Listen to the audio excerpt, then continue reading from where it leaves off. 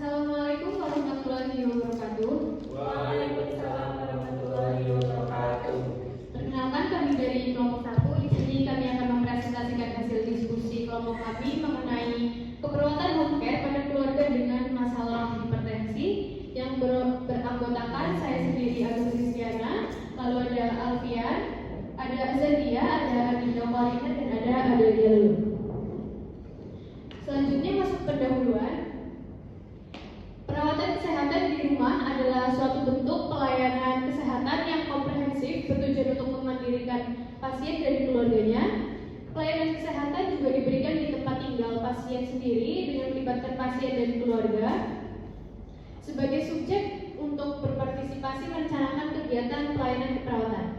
Lalu pelayanan dikelola oleh suatu unit sarana institusi, baik aspek administrasi maupun aspek pelayanan dengan mengkoordinir berbagai kategori tenaga profesional yang dibantu oleh tenaga non-profesional di bidang kesehatan maupun non-kesehatan.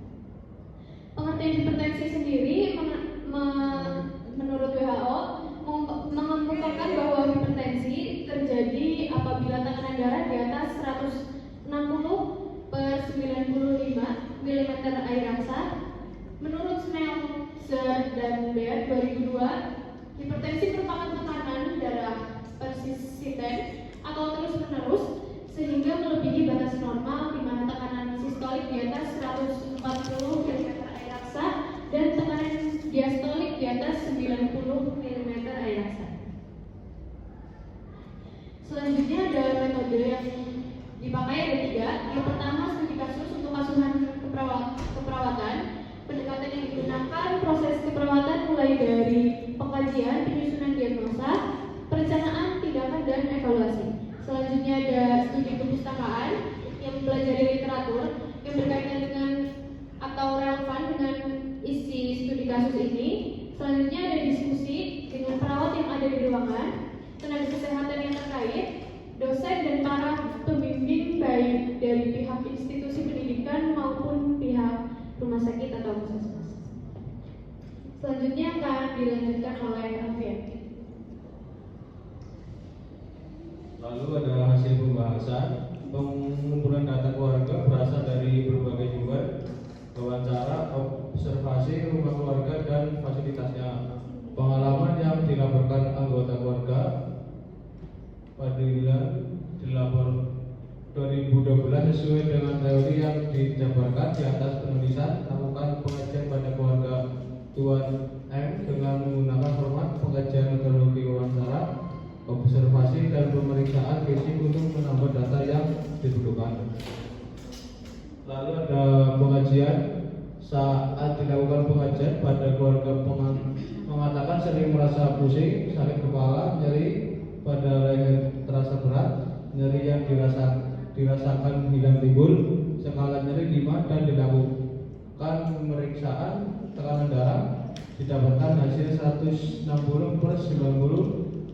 mm air aksa. Pada saat dilakukan pemeriksaan tekanan darah didapatkan hasil 160/90 mm air aksa.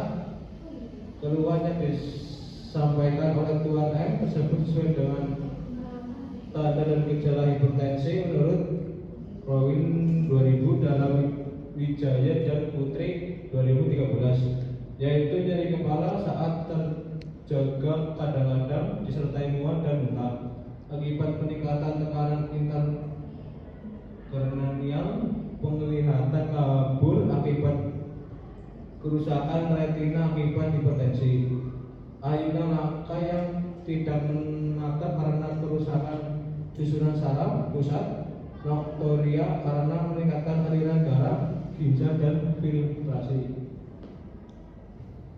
Selanjutnya ada diagnosis. Diagnosis pertama ini terdapat kesenjangan antara teori, di mana dalam teori menyebutkan penanggulangan secara non-farmakologi dari hipertensi menurut Brunner dan Studak 2015, yaitu dengan cara menurunkan berat badan, pembatasan alkohol, natrium, dan tembakau. Latihan dan relaksasi merupakan intervensi wajib yang harus dilakukan pada setiap anti hipertensi. Marudin 2007. Dalam Wijaya dan Putri 2013 juga mengatakan bahwa penanggulangan non farmakologi terdiri dari berbagai macam cara modifikasi gaya hidup untuk menurunkan hipertensi. Selanjutnya ada intervensi. Diagnosis yang pertama, diagnosis 1, kurang pengetahuan tentang diet hipertensi. Untuk mengatasi kurangnya pengetahuan keluarga tentang diet hipertensi, intervensi yang dapat dilakukan adalah mengenalkan masalah dengan mengkaji pengetahuan keluarga tentang hipertensi dan melakukan penyuluhan. Kedua, dalam mengambil keputusan dengan mendiskusikan tindakan yang harus dilakukan jika terjadi masalah. Ketiga, ada merawat anggota keluarga dengan memberikan kejelasan tentang makan yang baik dikonsumsi untuk menderita hipertensi. Lalu ada diagnosa yang kedua, yaitu nyeri akut. Untuk mengatasi nyeri akut pada keluarga, intervensi yang dapat dilakukan adalah yang pertama, mengenalkan masalah dengan mengkaji pengetahuan tentang nyeri dan mendiskusikan penyebabnya. Lalu yang kedua ada mengambil keputusan dengan mendiskusikan tindakan yang harus dilakukan jika terjadi masalah. Lalu ada merawat anggota keluarga dengan mendemonstrasikan teknik relaksasi. Dan diagnosa yang ketiga ada risiko tinggi terjadinya komplikasi. Untuk mengatasi risiko tinggi terjadinya komplikasi pada keluarga, intervensi yang dapat dilakukan adalah yang pertama, mengenalkan masalah dengan mengkaji pengetahuan keluarga tentang akibat lanjut dari hipertensi. Yang kedua, mengambil keputusan dengan mendiskusikan tindakan yang harus dilakukan jika terjadi masalah. Dan yang ketiga, merawat anggota keluarga dengan mendemonstrasikan obat tradisional. Dan yang keempat, melakukan konseling dan motivasi untuk memodifikasi lingkungan yang nyaman. Selanjutnya ada implementasi. Implementasi perawatan keluarga adalah suatu proses aktualisasi rencana intervensi yang memanfaatkan berbagai sumber di dalam keluarga dan mendirikan keluarga dalam bidang kesehatan. Implementasi diagnosa pertama, kurang pengetahuan tentang hipertensi berhubungan dengan ketidakmampuan keluarga dalam mengenal masalah pada Tuan M. Mengenal masalah dilakukan dengan cara mengkaji pengetahuan keluarga dan melakukan pendidikan kesehatan tentang hipertensi. Dilanjutkan dengan mengambil keputusan tindakan yang akan dilakukan. Implementasi selanjutnya yaitu mengkaji pengetahuan keluarga tentang merawat anggota yang sakit dan menjelaskan buah dan sayur yang baik dikonsumsi untuk penderita hipertensi. Dilanjutkan dengan memodifikasi lingkungan yang nyaman dan memanfaatkan pelayanan kesehatan.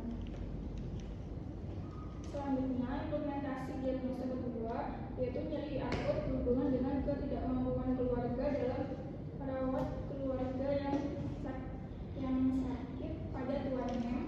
Mengenal masalah dilakukan dengan cara mengkaji pengetahuan keluarga tentang nyeri dan mendiskusikan penyebab nyeri yang dirasakan.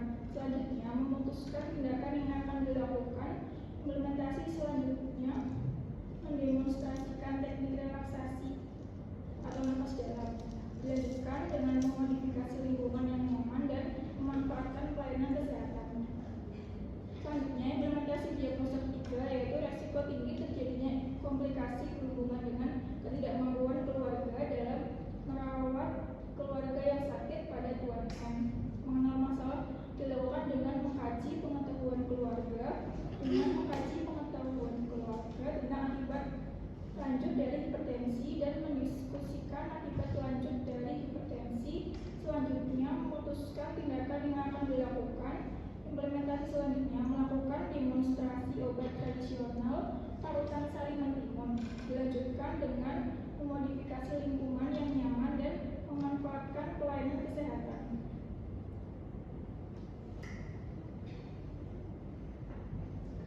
Yang terakhir ada evaluasi.